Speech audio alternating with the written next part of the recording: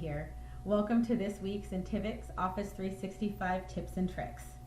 A quick reminder before we get started, if any of the features that we discussed during our tips and tricks do not work, contact your local IT department, as you may need the feature turned on or you just might not have the licensing for it.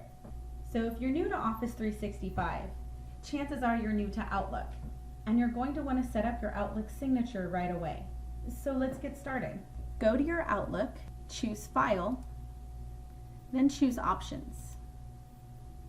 Click on Mail, and then in this section where it says Create or Modify Signatures for Messages, click on Signatures just to the right.